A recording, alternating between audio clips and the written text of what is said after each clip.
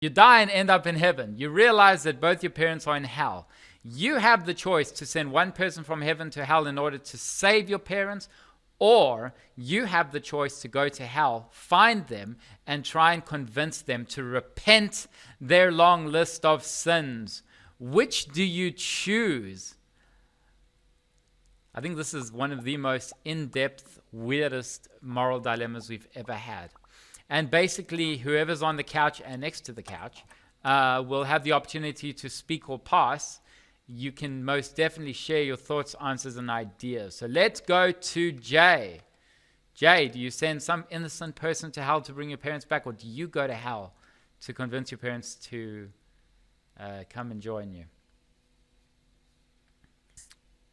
Jay, 1 sec. Yeah, we got a lot of people in the room. And also, ALTSPACE has made a new change. And we got a lot of pages. Where we now can have a lot of people in 2 different rooms. Apparently, we can have 50 people in a room, which is what the Dilemma Lounge was built for.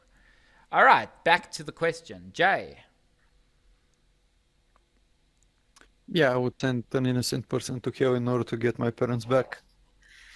I don't mind it at all. I know it's not that moral, but I love my parents. If I'm gonna spend eternity, I would choose to spend it with them. Awesome, thank you. We normally get like quick answers, which is what the moral dilemma was made for. And then as you go around, it's almost like an in-depth broken telephone, which there becomes more of a discussion. And then by the end of it, the people that have started talking, they tend to raise their hand and say, ooh, I feel like I've changed my mind a little bit. And that is the point of these moral discussions, is that let's build on to our own thoughts and ideas. Let's go to Browser21. Good to see you again. Hello. Browser, hi. Hello. Yes. What would you do? Browser's muted himself, or... Okay, wait, let's get on it again. Hold on 1 second. Ellie, I think you should raise your voice. Okay. Okay, now you can hear me. Yes. Yeah. Okay, so I would send a innocent, was it an innocent person, or just a person from heaven? Not necessarily saying they're innocent, but I would just send them to hell and bring back one of my parents. I guess it's better for me and one of my parents to be in heaven than all 3 of us in hell. I don't know if I would choose my mom or dad. That'd be a really tough decision, but yeah, I would definitely not go to hell because I didn't do shit. So let's bring one of them back, and we can all celebrate in heaven. You never know, maybe we'll get the other one back too. Okay. Maybe they'll change the rules. Thanks, Browser. Awesome. Let's go Ezio. to Ezio. Wait, so if I go to hell, can I go back after I convince my parents, or do I have to stay there? Ooh, I guess it's up to your interpretation, but in this case, you will go back to heaven, yes. Well, in that case, I would go to hell to find them and confess them, because that innocent guy in heaven, he deserved to go there. And yeah, if my parents are in hell because of sins, they need to solve that themselves, but I need to convince. I cannot just send someone from heaven who deserves to stay there to go to hell to save one of my parents. So yeah, that's my choice. Thank you. Yeah, imagine you send like Mother Teresa to hell to bring your parents back. Let's go to Leo. Okay, I would go to hell and stay in hell. I think what good heaven is if you don't have your loved ones be around you. So I'd rather be there with them rather than just bring one person back and leave the other one behind. I'd rather be with them there. I think hell will be a better place than heaven if I don't have the people I love around me. That's my take. Thanks, Leo. Yeah, I mean, how can you ever appreciate heaven if you know that people and innocent people are actually burning in hell. Okay, let's go to Andrew. Yeah, I definitely can. I can definitely see that last sentiment as being true about it not really being heaven if you're not with people you love. That becomes more like hell. So yeah, and what do you mean by repenting sins? What would that involve? If that would involve more suffering, then that might be worse than death itself. But yeah, I'd definitely be more likely to take that option. All right. But it's does it involve more suffering? We don't know. Thanks, Andrew.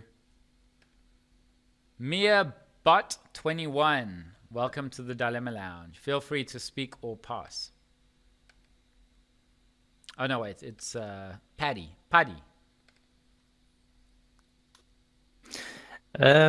What I would do is, it says you have a choice. I would send God down to hell, make my parents pray for God, let him get rid of all the sins, and come back up to heaven with my parents. That's what I do. Didn't say you can't choose God. Yeah. Yeah. That's if God. That's what I do. Choose God, go down to hell. That's if God would do that for you. But it says I have a choice. It didn't say, like, I'm going to say it. That's what I'd say.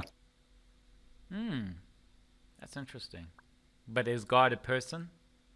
Maybe he's a frog. Okay, let's go to Yellow Majesty. Howdy. Hi. It's good to see be you. back here. First of all, I must say that what you have done, before you used to have these moral dilemmas and social dilemmas each and every week. Now it's once 2 weeks. Yes. And that makes you actually sit and wait for this to happen. You want this to happen. So now it's happening. It's happening. It's live. Oh no, Yeah. they figured it out. Very excited about it. So to the actual dilemma then. Well, I don't believe God would be a person, even though if he or she could manifest him or herself as a deity of some sort. But if that would be the case, I very much would like to test Paddy's way of reasoning here. But let's imagine that God is not a person. Then God would be highly offended if I sent a innocent person from heaven to hell. So either way, he or she would send me to hell because I've been making a sinful act. But in my case, I don't mind hell. I mean, I play rock and roll. I don't give a shit. Hell or heaven, it's same for me. So I would go to hell and spend a couple of weeks there and be with my parents and then sort of try to convince them to repent for their sins and go back to heaven and try that out as well. So I think that would be my answer to this dilemma. Awesome. Thank you. Sounds like a mini vacation over there. Awesome. Thank you, Yellow Majesty. Tara, hi. Hey. So I read the question that either I'm going to help my parents and get them to repent, or either it's someone else that is already in heaven. So I don't think my parents would ever listen to me. Because it says you have the choice to send one person from heaven to hell in order to save your parents. So I'm going to send someone else because they'll probably have a little bit more luck. That's just being honest. Awesome. I mean, it's all subjective with who your parents are in that case, because would you trust some innocent bystander who you've sent to hell to go and find your parents to ask them to repent? To be honest, if my mother was in hell, I would have a little bit of concerns. So, yeah, and I'm pretty sure you could find, someone really nice, like Tariq, yeah. Yeah. Yeah. All right. Thank you. That's it.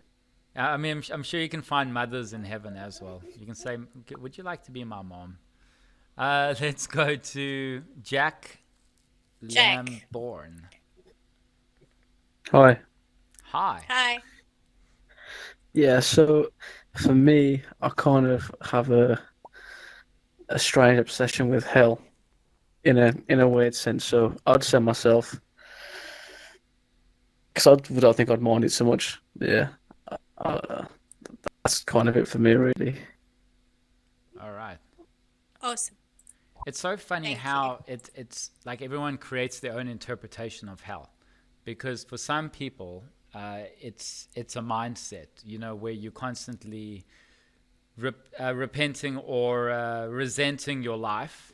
For others, it's you're literally being torn to shreds, being burnt alive every second.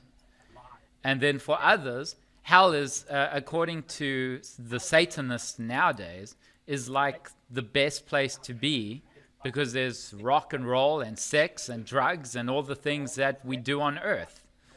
So it's funny. It's all based on the interpretation of your beliefs of what hell actually is. That tells you the decision that you'd like to make. Mendez, hello. Hello. Hi. So for me, it depends on is it that definition of heaven or is it my own personal definition of heaven? Your own. Your own personal. All right. Well, so heaven to me would be a place that my mind creates for itself. So that would naturally have the people that I love there. But if I was in this heaven there that you guys are talking about, I would just go down there myself. But that's just me. Awesome. It's funny how we say it's funny how we say that we're going to go down to hell. Who's to say that hell is down to begin with? What is down? In the bigger space of things, there is no such thing as down or up other than the reference of wherever you are. If you're in the North Pole, up is up, and to the people in the South Pole, they're looking up, which is the north. That's down. So it's funny. Again, it's about perception. But interpretation. Up and down is just such a strange remark to say that heaven's up and hell is down. I think it's more metaphorical. Paul. Hi. Firstly, a quick word on Mother Teresa. Krista Hitchens wrote a book about Mother Teresa. Evidently, she wasn't all she was cracked up to be. She was a friend of poverty, not a friend of the poor. So I'd send Mother Teresa to hell. But no, I would. Well, so I've done a bit of heaven. So I've had an experience of heaven. I haven't had an experience of hell. So I'd have a crack at that and try to get my parents to repent. I'd just say, go on, repent. So they said repent. And I'd join the heavy metal band that was there. Yeah, all the heavy metal bands. That's what I'd do. Enjoy the Rolling Stones while you're there, yeah. Except the Rolling Stones. Under my thumb. The Rolling Stones never die on Earth. They've been through every drug and woman that you can think of, and they're still alive today. It's incredible. Thank you, Paul. Yeah, he had a child recently. Can you believe it? Oh, gosh. Kirk, talking about a rocker. Kirk. Kirk, hi.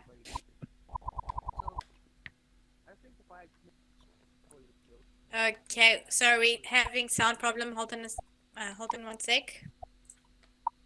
We seem to be try that having again. technical difficulties. Yes. Kirk, hi. Let's try that Does again. this work better? Yes. Yes. Can you hear me we can now? Hear you now? Loud and clear. Excellent. So I think the choice to go to hell, I might be welcome back to heaven. If I make the choice of somebody else going to hell in my place, I'd probably go to hell myself. All right. Right. Straight Okay. to the point. Like it's almost like it's a test. Nice. Shushu, good to see you again. Welcome. Shushu, hi. How are you? I'm fine, thank you. Do you hear me? Yes. Yes, we can hear you loud and clear. Hello, everybody. So, yeah. So, I entered like about a few minutes ago, and I'm sorry for that. But I understand that the question we are discussing is displayed on the screen. Yes. Yes, On the that's correct. Yes. Right. So it is a beautiful dilemma, I have to admit, and it has to be very personal, not only because of the definition of hell and heaven, but also because of the definition of your relationship with your own parents. It means that,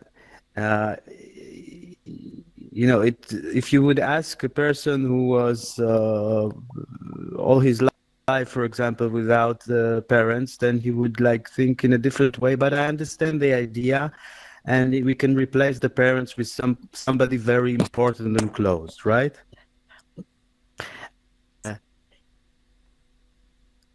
I think that heaven and hell are here now. I think that it is our choice to see this world as heaven or hell. I understand that it has to do with the way we interpret the holy books, no matter what kind of religion you believe in. I believe in. I had a very interesting life because I was connected to all faith, so I kind of feel the base of everything, and I think in the VR we have something like heaven. When I look at all the avatars, I feel like these are wandering souls because we have like a puppet image. We don't see the expression of the face, but we feel the energy. We feel the soul. And sometimes I see somebody just running around searching for something like a lost soul.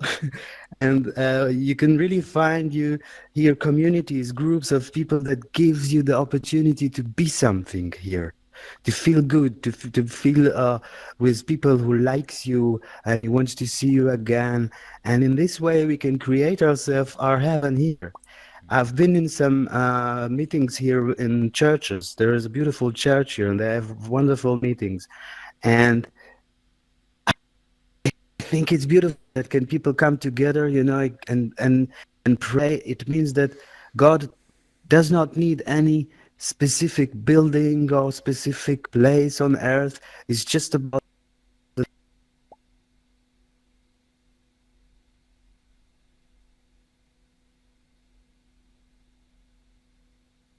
Okay, I don't know if it's just me, but the sound's cutting out. Yeah, it just cut out now. Thank you, Shushu. I feel like Shushu is the one person that should create an event to talk about the spirituality of virtual reality, because in the last event with how is VR shaping the world when it comes to sex, Shushu took us on an experience of what it's done for him, and it's really beautiful. I've never actually thought of VR in such a spiritual sense, and whenever I hear Shushu, it's just incredible. All right, back to the topic. Let's go to Anastasia Anastasia. Beaverhausen. Sorry, just going through the list 1 second. Yeah, there, Anastasia. We got a lot of people today. Anastasia, hi. Hello. Hi, can you hear me? Yes. Yes, we can hear you. Okay, well, mine definitely would not listen to me and probably tell me to stop bossing them around, but I would still go down there and try to talk to them because, well, I would not want to feel guilty later. So, Yeah, yeah, I mean, I'd go down and try. I mean, you're only there for an eternity. Okay, thanks. Mine are stubborn, but I would try. Thanks, Anastasia. People change over a long period of time. Azzy, what would you do, and what special news do you have for us today? Thanks. It's just Timon giving me some opportunity to make some announcements that we have an event shortly after this event is over. So it's over at 1 o'clock my time, but it's going to be 1 o'clock 30 minutes after this event. So 30 minutes after, we're going to have an event. Oh my goodness, I think nobody understands me. Sorry, English is not my first language. I live in Russia, in south of Russia, North Caucasus, so yeah, please forgive me my English. Okay, so the question is so amazing. Wait, It's just hold like, on. So I what is the got name? carried What is the away name in my of own your thoughts. event, Azzy? Oh, it's called The Theory of Everything. I just enjoy, I think that everybody who's on VR, we're on the same page.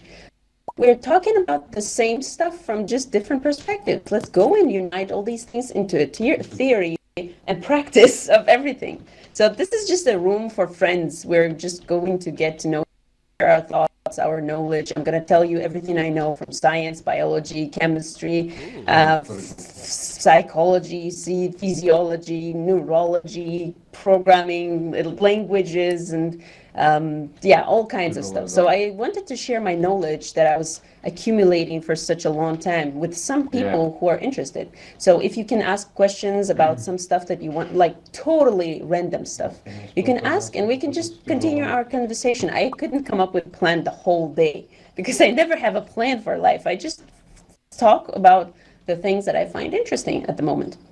So I enjoy the moment. Yeah, carpe diem. So yeah, catch the rainbow. Okay, so taste the rainbow. So yeah, the question is amazing because it opens up the way different people from different cultures sees the world. Because when people talk about heaven or hell, it is, I feel like this is a construct of some overdeveloped societies, like some civilizations that are too far away from nature, and that's why they forgot some simple things that are so simple. You don't have to make it difficult. It's just simple. You shouldn't do that. So in my culture, I think that I have had like Catholic friends, Mormon friends. I had Muslim friends, a lot of them. I still have a lot of Muslim friends. The area actually where I live, it's like 70% of people are going to tell you that they're Muslim. And but I would, if you ask me what is my religion, I would always answer that I have no religion. I just have a belief. Like I have some ideas. I feel that something exists, but I just don't pray to some in a certain way, like taken in any tradition. So now, if you ask me, I would say I'm pagan. This is my native way of life. So for me, what you say when you say the word heaven or hell, I'm a linguist, so for me it's important. I always register my inner speech. So whenever you talk about heaven or hell, you think about what?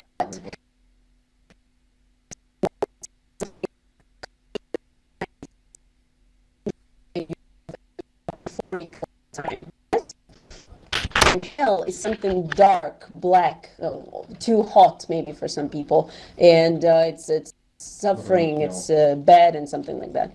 To me, when you say, because I come from another culture, that I had two different languages that came before English, so I have a totally different mindset based on my native language, which is very lonely in the world. It doesn't have big family of languages. We don't have, it's almost extinct. I'm clinging on this language, trying to save it with my brother-in-law who lives in America. We're working on many different programs and like things that are to preserve our language that is very rare. And every generation loses more and more of a language. So when you tell me heaven or hell, in my mind, there's something like white and black. And I remember, because I'm closer to Asia, I remember the symbol of yin yang. How many of you know about this? Just a picture, white and black, that has a little bit of a black and white, like vice versa. Isn't it so, I think I see everything in this symbol. It's just extremes. It doesn't mean it's good or bad for you. You don't know. This is just life. You have a question? I see your hand raised. Yeah, anyway, so, yeah, okay, fine. So when you say going to hell, the first emotion that I had, I would definitely dive into there, because for me, hell is not something negative. It's adventures, difficulties, challenges, like interesting journey to see my parents again. I would love to see my parents after they died. Like my father died when I was 24. Yeah, I just turned 24, and 3 days later my father died when it was the 1st of January, the new year in the whole world. The most it's like Thanksgiving in America, like one of the best and the most anticipated events of the year. And my father, it was his favorite holiday. Hell, I would love to see my father. I would love to ask him about all his, like how would he feel in my age? How was he? Like what interesting stories he could tell me from his younger years, when like we're at the same level now. So I think I would love to travel there. There are so many pluses. I would get to travel to see my parents. I would go through some adventures, see something interesting, because when you talk about hell, you said downstairs, down into hell. Under our feet, there's only soil, consisting of like up to 30% or something. Yeah, 30% of ground soil is actually mushrooms or bacteria or like biomass. So this is our hell. This is where we go. We go into a cycle of life. We just, something white becomes black, and something black has to go through some period to become white again, and white has to go to some period to become black. This is just a circle of life. It's nothing good or bad about it. It's just there, and you have to understand that there's just dynamics, movement, the constant switch between good and bad, like white and black, hot and cold. Sometimes you enjoy being in like snowy mountains, skiing, the wind blowing into your face. You enjoy that. It's cold. You can possibly die there if you just fracture your bone or something. There's nobody who can come and help you. What I'm talking about, I ski every year in the mountains. My mountain where I ski, it's the Prix Elbrusier. It's the area close to Elbrus. Elbrus is a mountain, one of the 7 peaks of the world. Oh, when people talk about the mountains as the power land, I think this is, I'm taking too much time, I guess. Yeah, anyway, so I would dive for my parents just for the heck of it, to see them, to enjoy life.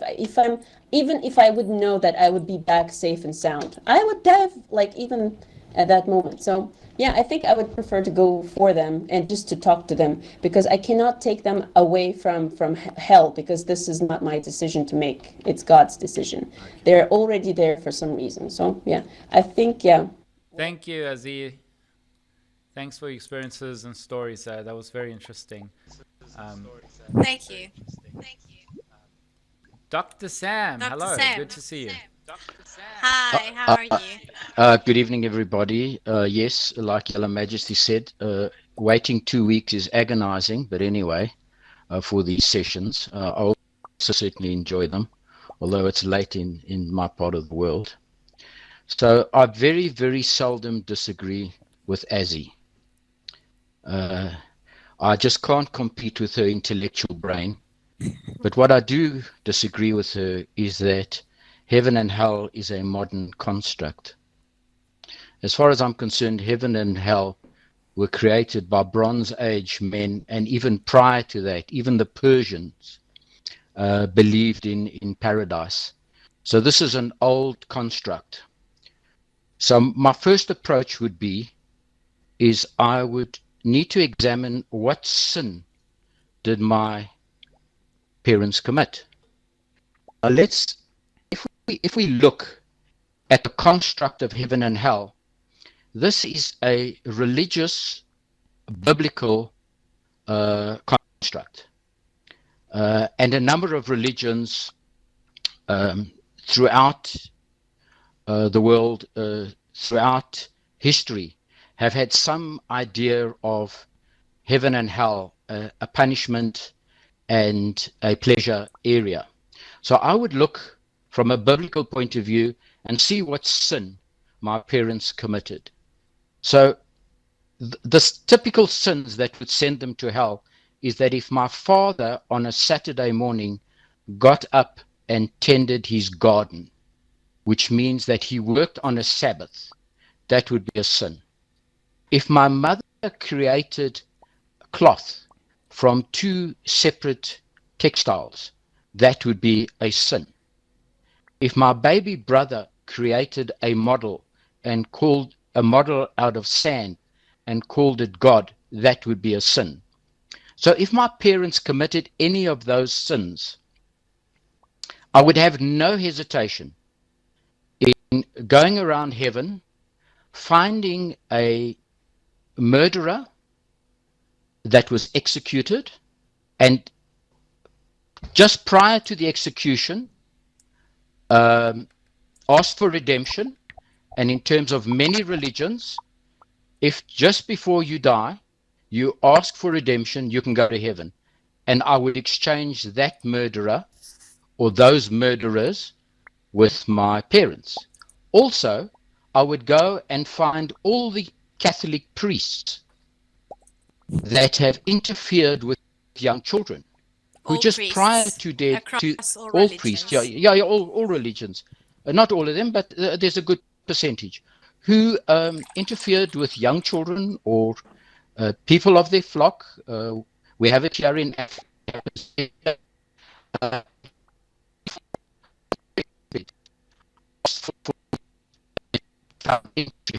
I would send them all down in exchange for my parents. If my parents had committed a cardinal sin, if they had plotted to murder, for example, somebody, then I would leave them there. Thanks. Interesting. Thank you, Dr. Sam. Thank you. Thank you very much.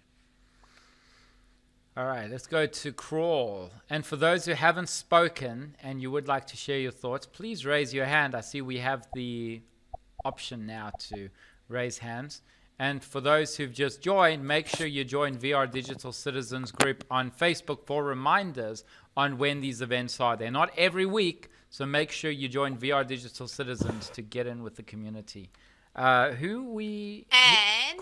Yes. If you enjoy our events, don't forget to rate them. If you go to your panel, you are here next to our event, next to the button where it says enter, there's a rate button. If there's something you don't like about our events, feel free to tell us so we can get better. We always want to evolve and get better. Thank you. Thank you, Ali. Crawl, all up to you. Yeah, so I think this question is way too bound to any religious ideas. Like you said that, no matter if you are religious or not, you had to look at this question and think about it. But I think the idea of a hell and a heaven is a religious idea. And if you don't have any religious upbringing, it's hard for me at least to have an idea of what is heaven and what is hell. Like you see South Park that is doing heaven and hell as just two rooms full of cool people and really boring people. But like if you don't have that upbringing of some religious ideas, also the idea of there is a long list of rules that are global among all humans that are correct and are wrong. And if you do the wrong part, then you have to repent for them. But I think that's a very religious way of looking at things, because all societies around the world have different ideas of what is right and wrong. Like you can have people in India that is seeing the cow as a religious symbol, but in America you all eat beef all the time. So I think it's a kind of a dilemma that is very bound to a religious idea, and it's very hard for me to make any sense of it, because there's so many constants that every person in this room will have a different idea of what is heaven, what is hell, what is a sin, and therefore it makes no sense unless because we're all Westerners. Of course, we all have like more. I don't know if we're all Westerners, to be honest, but I assume most of us are Westerners, so we'll have some kind of common morality or rules. So I think the question is not so global. So maybe next time make something that is more global for everyone. Thank you. It's just how you interpret it, basically, and how everybody interprets it. Argue that if we look at what is happening now in the world, there's 2,700 religions. They've broken up into 5 of the most believed, you know, Christianity, Muslim, Hindi, all right, and so on. I think there's only 5 of them. But what's happening is now people are breaking out of their own religion and they are formulating their own spiritual beliefs, and they are taking in certain parts of religion. So as Aziz said, she is a pagan, for example. Now, we don't really use that term anymore, pagan. We now use agnostic and atheist. And then there's like the levels of extremity of how much are you an atheist, how much are you an agnostic, and then are you a believer in those extremities. But if we look at spirituality, which people are now breaking up into, because they're saying, you know what, there's too many things inside the deities and inside the scriptures that I don't agree with, and therefore I will not believe it. And so they're basing their own beliefs on their own value system, if you think about it. And that's why they're breaking away from religion and they're going into the spiritual side of things, where they are creating their own. So now we have like a couple of billion people that are formulating what there is. And they're saying, you know what, maybe there isn't heaven or hell, but maybe there's like a good place or a bad place. Maybe there isn't heaven and hell, but maybe there is like, if I was good on earth and I died, and then I would be resurrected into something even better for myself, or if I committed murders, I would be taken onto earth as a cockroach, for example. People believe this stuff, and I say stuff because... But it's still based on the things that you have a global list of things that are good and are bad, and that you have to repent for the things that you did bad. But right. There isn't a global thing that is good or bad. Well, yes and no. I mean, that one popular thing in the Bible saying, do unto others as others do unto you, I think is the closest thing that we can think about of what is good and bad. And that is it good to cut off someone's arm? Well, let me ask you the question. Would you like me to cut off your arm?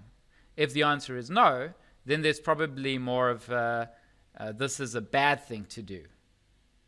You know? Yeah, but should you repent for cutting off my arm? That's another thing. And that's a religious aspect of it. Yes, there's definitely religious aspects taken from it, but I have said heaven and hell in this case. And the reason is because I didn't want to say a good place and bad place, because then people will be like, what is that? But if you say heaven and hell, everybody understands the general idea of it. And I didn't want to complicate things. And that's why I said it's completely up to your interpretation. But well, then I would say hell is living on this earth. I mean, then why continue living on the earth, you know, if this is hell? But anyway, let's go to Travian. You can raise your hand, definitely, when we open the table, and we'll share what we have to say. But okay, let's go to Travian. Travian, or is it Cupcake Muffin? I can't tell. Oh, it's just Travian. Travian. Travian. Yo. Okay, so let me first start off by saying I don't want to offend anybody here, especially, you know, the Assassin's Creed guy over there. Your outfit looks awesome. But anyways, getting to the point.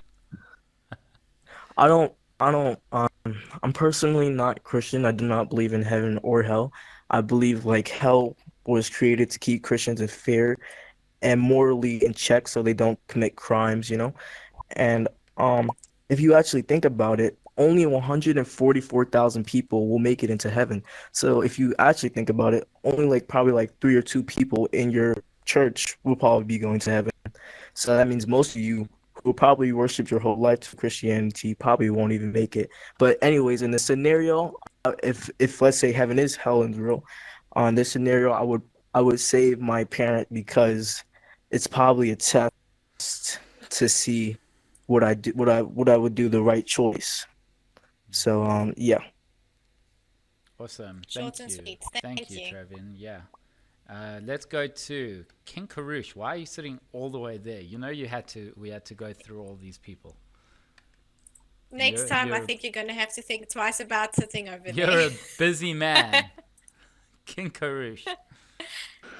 Hi guys. Well, I did this by purpose actually to come over to hear everyone out and see if there was something missed out. The question you raise and the dilemma of today is relevant in many cases and irrelevant so many cases to come. There is this scenario of the reality check is the God delusion. Is Richard Dawkins wrote this book many years ago. I've read it and I enjoy the way he interpreted the whole part of having a God, a being called God, a God that gives you 100 years to live, and he will reward you for infinity or infinity of pain. Now, if I use my human logic, that's not logical. What would be logical would be another human decides to use a certain scenario called a God to control you and I and the rest. So that's kind of a case closed. A reality of life and living in this planet Earth, it calls balance. Without doing bad or without doing good, you're not going to get anywhere. If someone is always good and good and good, always going to fall themselves down and further and further and further. And someone who does bad and bad and bad, always going to end up in the bottom area. It's the balance of finding what right balance is. I'll give you a scenario. When there is a kid in Afghanistan who got their father, the mother, the sister, the brother, every one of them being shot in the forehead in front of him. Is he living in a heaven or hell right now, as he is now? So life itself can be a hell or heaven. Because it's a state of mind as a human, as a little mind of the brain of the human has, interprets it to as what we call heaven or a hell. So life itself can be one of those areas. When I could recall many years ago, 20 odd years ago, 30 years ago, when a man decided to become a woman, at that point of time, that man will go through hell and lived through the hell to be accepted by the society, yet he has not in many cases. When a guy decides to become intelligent than everyone else in the room and questions what the teacher, who is the religion teacher, who is the whatever the religion they have at that point of time, questions that becomes hell for him from there onwards. Is the scenario of life itself has a heaven and hell. So having a parent to teach you the dilemma and delusional illusion of having a hell and a heaven, of a greater being, a cosmic being that gave birth to all cells, that evolution evolved us to become intelligent being, gonna take me to much a simple pale place that called hell or heaven does not make sense. So I would literally will think I live in hell if I had a father or mother who was not evolved enough at that point of time to point at me and say, hey man, there is no heaven and hell. What you do here and then, right here in this earth, you get rewarded for it. Do good, help others, be happy, and smile to others, and you get rewarded. That would be your heaven.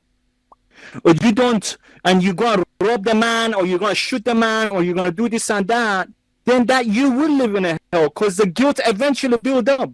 The guilt eventually make over to live in a hell. So the answer is quite simple. If I ended up in that scenario, I'll bring the God and sit him in front of me. I will ask that question, the same question I'd ask anyone else. I would say, hey God, you created us. You gave me 1 billion notes to a 1 ratio to show myself where I belong, heaven or hell. What kind of fucking logic you live in? Excuse my French. At that point, if the God had one more word to say to come back to his reality or its reality, then I would say, hey God, you got a point. So that would be my kind of a response to God at that point of time. Yeah. Thank you. It's funny. I was talking to you about this yesterday, Ali, and I was saying that like this all-powerful God, why is he good? Why do people just believe that he's a good God? What if like you die and you end up in heaven and he's like one of the biggest douchebags on earth? Like, why does he have to be a good God? He's all powerful. He can do anything he wants. He's decided to make 99.9% of the entire universe inhabitable, that if you leave this earth, we die. If we go into the if we breathe the wrong things, we die. If, you know, there's 99.9% of species that are extinct. I mean, how good is this God to cause all this stuff? So why do we get angry for what God does? Because in our interpretation, we think he's good. But I'll go back to Christianity. In the First Testament, he wasn't good. He was killing everyone. He was allowing rape. He was allowing sodomism. In fact, to read the First Testament is a reason to be atheist. If you read the Second Testament, all of a sudden God had a child and he calmed down and he stopped killing. And all of a sudden people were like, no, that's the God that we know because he's all good and loving. May I just add one more word in there? Yo. Just as you added, you know, humans walked on this planet 1.3 million years as a Homo sapiens. So a God decided to show up 6,000 years ago and create a religion and said, hey man, I'm here, you know, fear me and follow me. So this is a very late God, isn't it? Well, 1.2 million years late. Well, religion. What happened to the ones that didn't? But that's what I'm saying. What happened to the ones that didn't know there was a God? 1.2 million years of them. Well, Or in a frank way, 115,000 generations gone, and they didn't know anything about God. King Karush, as they say, in the beginning, man created God. So it's based on whichever civilization took place at the time, because the Egyptians had a god before Christianity, and before that we're starting to see stone sculptures showing that there was some praying to deities, and it even goes to animals. Animals create some form of religions, especially pigeons. If you go and look at how pigeons act in general, when they act a certain way, they believe that they are rewarded food. And then other pigeons start copying the pigeons that started that form of movement. And in a way that they've created their own religion just by the type of movements that they do and they're following, that they have the leader pigeon that has brought food, and they will now follow that pigeon. So, you know, it goes throughout the entire animal kingdom, if you think about it. All right, now... The leadership phase. Ali, can we go to you? Yeah, I was a bit worried there because I saw Azio just melting into the couch. Are you okay? Settling in. Awesome. Settling in. All right. Yes, literally. Wow. Growing up in a religious family, I've sort of come up on the whole religious sense. So in my opinion, I think we are experiencing heaven and hell here on earth. Heaven and hell is what we make of it. And coming back to what Aziz said with the yin and yang and the force of the universe, there's good in bad and there's bad in good. It's just the way the universe is. There's white, there's black, everything is a balance. So, and coming back to what I wanted to say initially, that heaven and hell is here, why are my parents in hell? What's keeping them in that state of mind, according to my opinion? And it's for them to, it's up to them to let it go. And anyway, moral of the story, I would go try to talk them out of it. And basically, I think that's what we should all be doing. Try keeping that balance, like King Karush said. And just weighing good versus bad and having a clear conscience at night and sleeping peacefully. So, yes. I'm done. Okay. All right. I think like there's a lot of time to be in heaven and to be in hell. If in this scenario, I would do a lot of research. I would find out what is hell like, what does it take to go to hell. I would just do a lot of research before I make any hasty decisions, and then also find out who the parents that raised me are and what type of sins did they commit, because why are both of them in hell? You know, it sounds like they were in a syndicate or something that I didn't even know. But then again, it's not up to me to tell whether what their intentions were. You've always got to hear it from them themselves rather than from the grapevine. So I wanna ask a question. yes.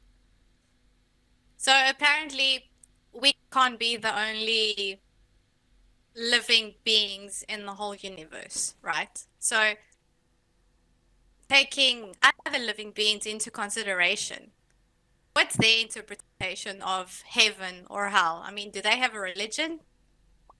So yeah, I don't know. That's just a sort of rhetorical question, so to say. It's a good question for next time. I definitely will consider something like that. We have somebody. We have hand raisers. Oh, we got hand raisers. All right, and I've extended the event 15 minutes. So let's head over to those who haven't spoken yet. And let's start with Gary. Yellow Majesty. On air. Oh, sorry. On air and megaphone. I wonder what the difference between megaphone and on air. I'm also on air, by the way. Not anymore. Or as Inspector dear. Clouseau says, not anymore. How do you put on... Okay. Gary, would you like to share your thoughts? Are you still here? Doesn't look like it. And you can't like really search for them either. Let's go to Jack Gamer. No.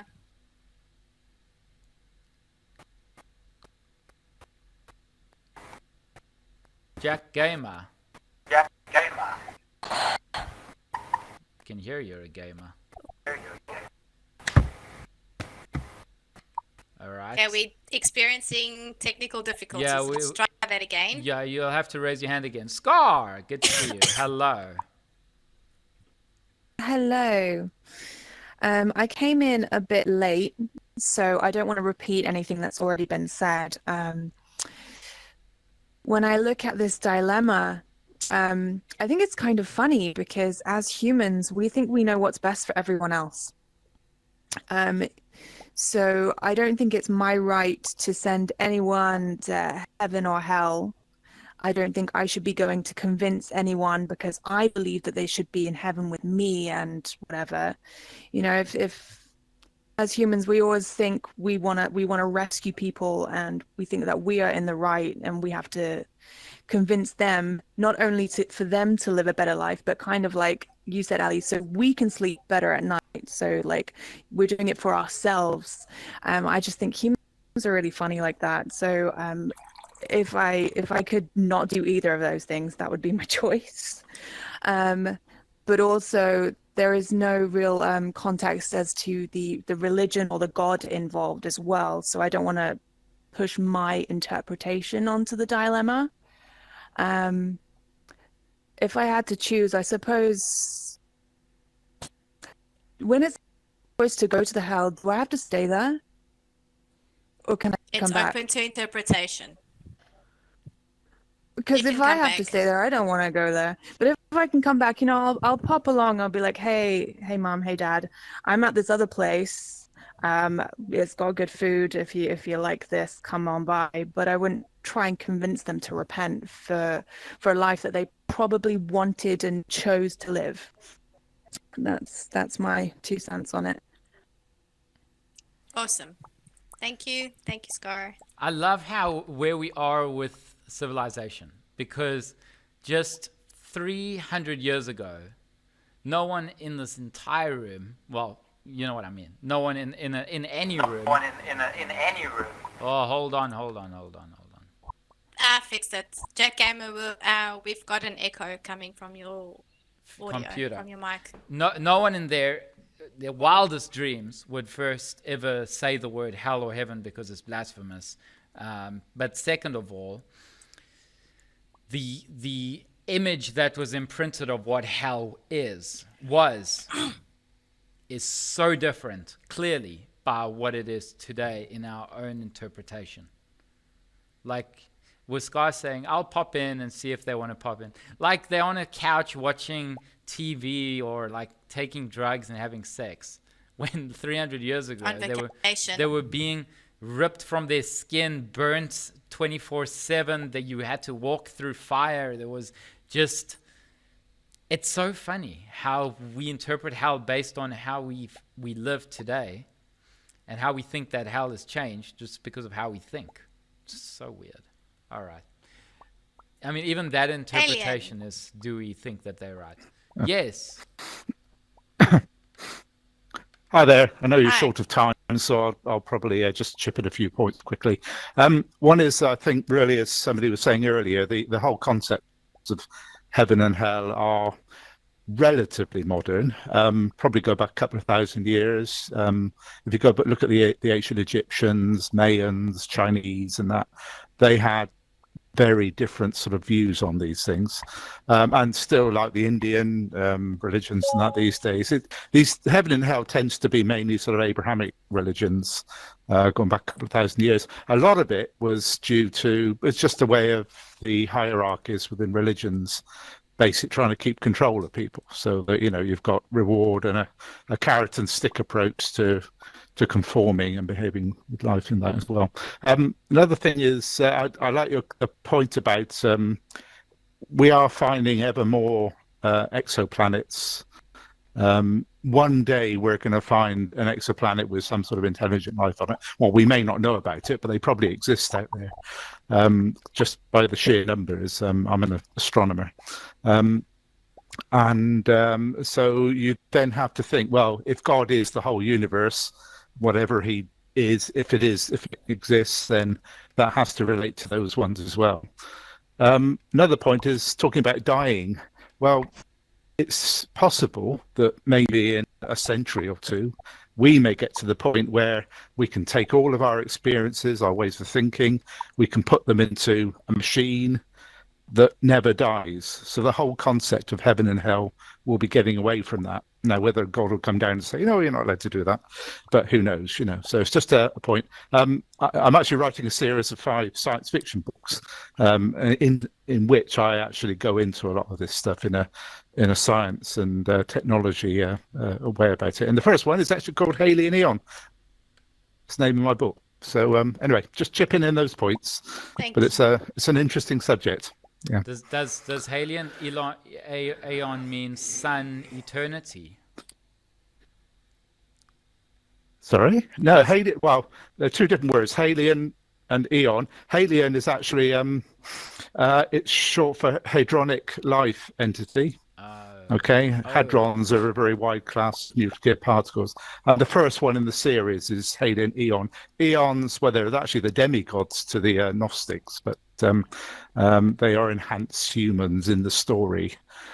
So again, what they're addressing, they live for thousands of years, but there are lots of other things within the stories that I deal with about what happens. I mean, we've got mobile phones, right? We can already probably store, you could probably be continually videoing your life in a few years' time anyway, on a few terabit SD card that you put in there. So you could probably record everything you see. You'll probably get to the point one day where we can recall what we think, and from that derive possibly how we think. With AI, you could probably build something that's got all of your life experiences, knows how you think, and has intelligence with it as well. You may be able to create. Oh, sorry, we lost you, Elian. We need to move to a couple of more people. Sorry, so Dr. Sam, it's Halion Aeon. You can befriend him. And then, I mean, I would love to have a discussion on that for Omar Bray and Ali. But we are running out of a little bit of time. Let's go to Yellow Majesty and then Dr. Sam. Hello. Thank you, Hercule. Yes. As Inspector Clouseau says, let's keep the facts. I hear lots of interesting narratives here about religion. I think, of course, you're entitled to believe whatever you want to believe, but let's focus on some facts, whatever that means. So, first of all, I'm really curious about the conception of religion here. To me, it seems that we have a distinction between what we address as institutionalized religion and ways of believing, and also less institutionalized ways of believing.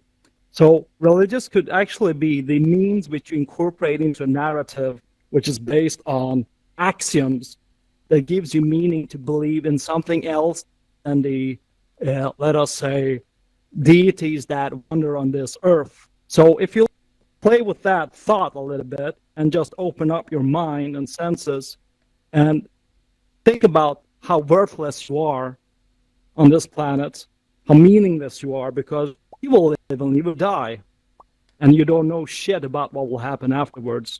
You can only play with these narratives that have been fed to you all your life, and which you have been pushing forward through lots of Google searches here and there. Yeah. But in fact, when it comes to the fact, we really don't know what will happen from an empirical point of view. So it comes down to which narrative do you want to believe in. So for those people who say that I don't believe in religion, you're actually believing in something here and now, because you're believing in the narrative that there isn't a God, there isn't a heaven and hell, and you stick to that atheist so-called narrative. And just a final remark to Kurosh, who talked about Richard Dawkins' book.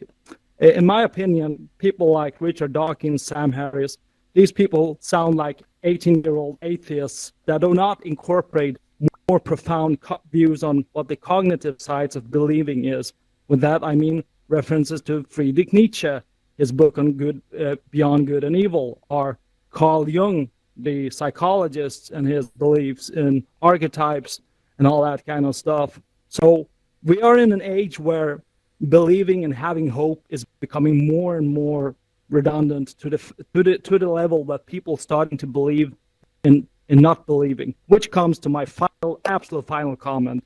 And that's a really good book I could recommend to each and every one of you, written by the Japanese philosopher called Kitaro Nishida. And that's called the worldview of religions, or the religious worldviews, where he distinguishes between Zen Buddhism and the Western philosophers' way of dealing with belief, hope, and faith. With that said, I would like to thank you for this event and see you in 2 weeks. Bye-bye. Thank you so much, Thank Yellow you. Majesty. Interesting. Thank you so much, Yellow Let's Majesty. try one more time with Jack Gamer, and let's see. I have a feeling it's the headset that's the problem. It's the headset. Jack. Jack. I'm going to be coming to you and bringing you all the knowledge you need on NBA, NFL, and MLB prospecting. Anything you need to know about. Okay. We are still experiencing an echo, so we'll have to try again another time. I'm actually going to consider that a troll. So he is out of here. That was trolling behavior. I'm sorry. He needs to get his things sorted. Let's go to Dr. Sam. Dr. Sam. Timon, I don't have anything further to say on the topic. Just two things I wanted to mention. Elion's discussion about the books he's writing. I'm sure we covered the topic in either the moral dilemma or social dilemma, where we discussed whether if the person had the capabilities of storing their consciousness onto some type of supercomputer, would they do it? I think we had this discussion, and maybe you should share that video with Elion. So that was my first comment. The second comment, Karush said, fuck, excuse my French. Now, I just want to clarify that this word fuck, this very versatile word fuck, was not invented by the French. It was invented by my German forefathers many hundred years ago. I know Yellow Majesty is going to jump up and down and say, no, we Swedish invented it because we use the word fokker. But no, this is a German word. Never say the French invented it. It upsets me. Thank you. Okay. That's the cherry on the top. Thank you, Dr. Sam. With the consciousness, we've actually had a discussion, Dr. Sam, together about a potential event. I'm still writing it down as to where it will fit around, because you can do a social dilemma and a moral dilemma, depending on the implications that are involved. But it's definitely going to be considered for the near future. Let's go to Raptor. Raptor. Oh, thank you guys. I stumbled upon this room and it's wonderful. I was actually. And we lost you. Hold on 1 second. Let's see what happened. We'll fix that right now. Thank you. Yes. Let's try again. Okay, so am I on now? You're on. Yes, we can hear you. Okay, great. Now I stumbled upon this room and I'm impressed and thank you for having this. I was reading at the question of the moral dilemma there. If I have the choice, well, do I want to screw up someone's life that's already in heaven and just take them away to save my parents? What did my parents do that get them to hell? Do I have that right to do that? But I will travel to hell and try to have my parents repent. I consider myself an atheist because I just look at the world and trying to see how, if there's a God really that create us, we try to work hard to be good people, but sometimes the good people get fucked with no mercy. If there's a God, if there's such a thing as mercy, but the person that's considered to be bad, sometimes they have the best luck and they become rich.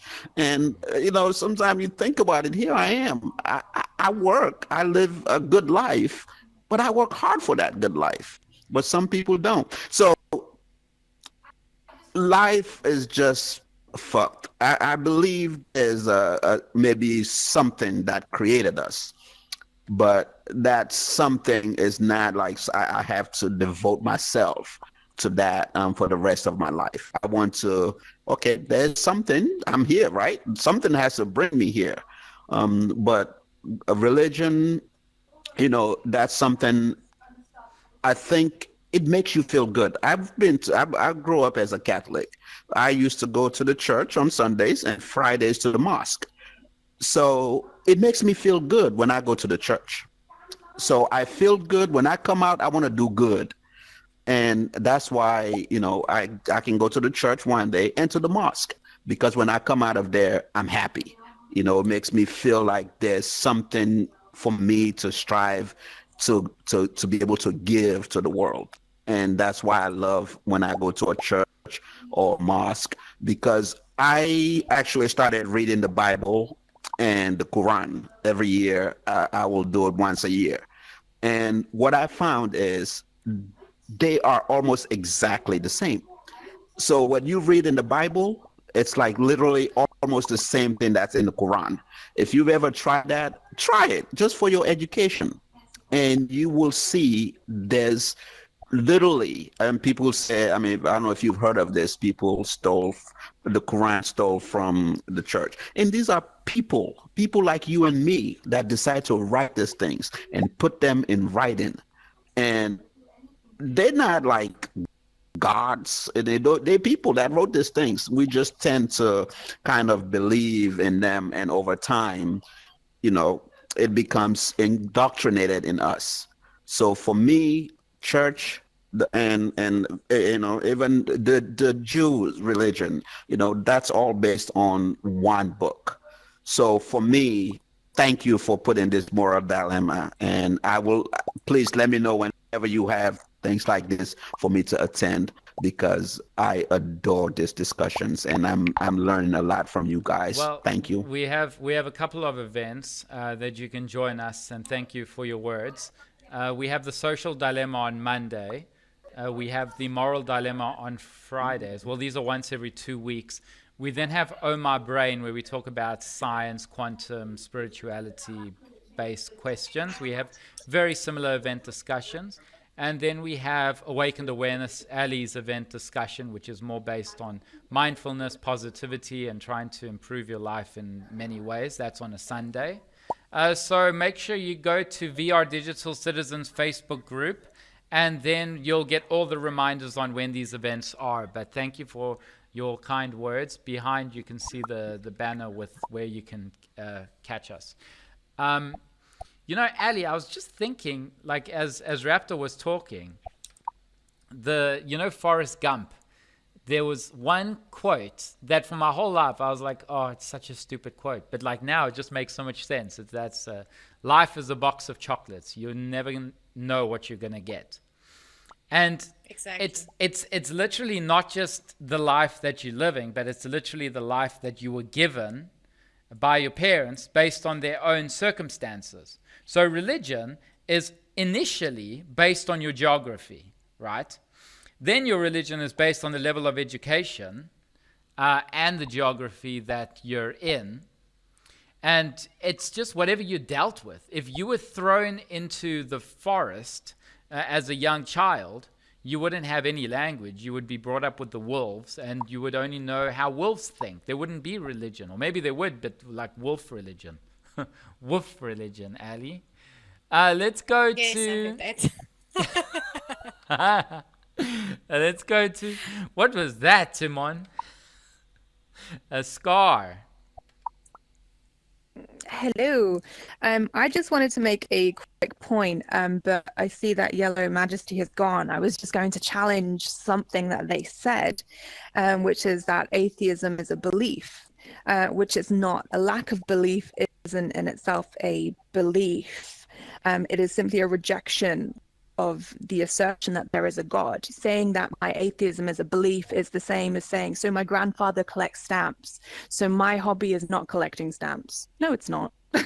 And my atheism isn't a belief. I just wanted to throw that out there, and you can Google that if you want to get into the semantics of it.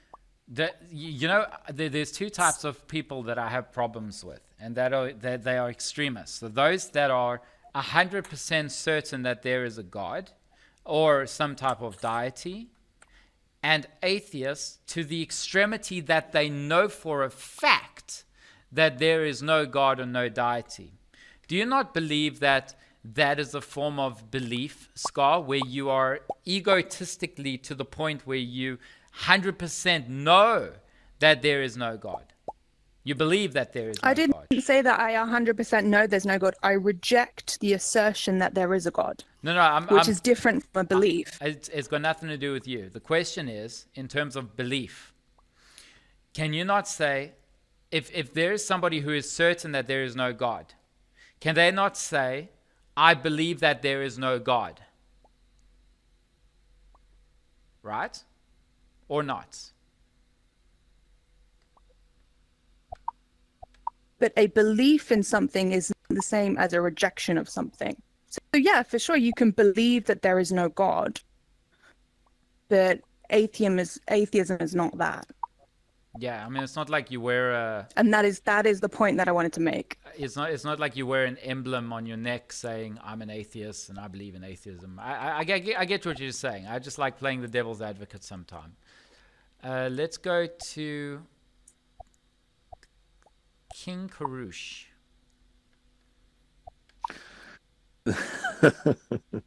Just to clarify what the God delusion is basically this, as what Scott is saying there, is dismissing the religions and God. At no point these scientists or individuals claim that they know there is a God or not a God. But what they're not saying is there might be a creator of the universe.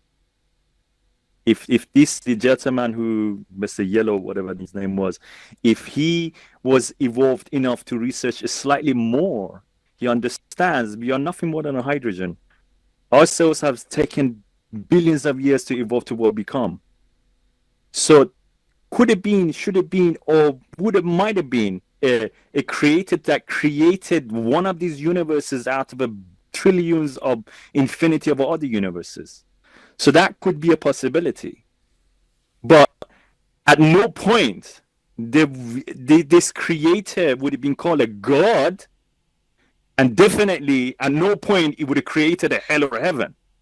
So there is a big distance between what we call a creator of the universe to what God is and what the humanity have evolved to believe what God is and he can do.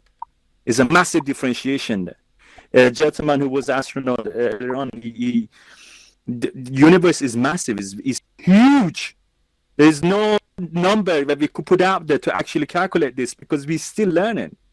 We're just sending a second James Webb satellite out there just to scan the whole universe as much as we could see. But yet again, it would take us another 500, 600 years to actually get to that point and say, oh, we know how big is the universe. What's beyond it, we don't have a clue. So there could have been a creator that created all of, matter to antimatter, but it would not be a God that created hell or heaven, and definitely would not put a clock on your life and my life. Maybe our consciousness and our state of consciousness, but that would be a total different subject to talk about, because one says I'm conscious, one says I'm alive. Two different understanding. So that gentleman to me was a live man who have read and thought to himself that everyone has gone to Google and research stuff. The world is bigger than that, I have lived through a Persian community. I'm Iranian born. I have seen what religion, what God has been translated to. I have been living in Caribbean countries, in Europe, in Africa. I have seen the world. To as small as I am, I have seen just a touch of iceberg of it. I've seen a little bit of it. And yet again, it made me conscious to understand if there was a God, it wouldn't make hell or heaven in that manner. Thank you very much. Perfect. Thank you so much, Kun Kurush. We're going to go to maybe two more people because we are finishing in 3 minutes. And then we can head over to Aziz, the theory of everything event, which is awesome. Let's go to Travian. Okay. Yeah. So I've been waiting for a while, but anyways, getting back to your point of you saying people who are like for a fact know like this is true or not. It's just kind of like how with a science experiment works. It can be proven wrong. Anything can be proven wrong. So if you think for a fact your opinion is right, you're obviously in the wrong. But anyways, I want to get on to like animals, for example. Like animals, when they're born, they only know what is taught for them from their parents. They don't know anything beyond that. So let's say we were just born and there was no Bible, there was no church. You wouldn't know anything about God. But then, there's the argue that Christians give that, the love for God and your connection with him is blind. So what about the people who were born into Christianity and then turned to atheists? Why didn't they get that same feeling too that would have had prevented them from becoming atheists? And then going on to back to your point of you saying a higher being, that there's some higher being in this world. And because there's obviously you said the world is more bigger than us, so there's like there could be different species out there. So what's to say that your God has to be the right God? Like maybe there is a higher being and we all don't know. But why does that have to be Christianity the right God? Why does that have to be this, other religions the right one? And if it is so, I want Assassin's Creed to be my God. Okay, awesome. Thank you, Travian. Basically, it just boils down to we just don't know. Yeah, we really don't know. And I mean, this moral dilemma is we don't generally diverge so much. And I can see that there's a need for this type of discussion, actually. So on my final note, before you all disappear, Aziz, would you like to create... Oh, she's gone. All right, so there is now an event called The Theory of Everything. Ali, I don't know if you can see it on here, and we will create a portal.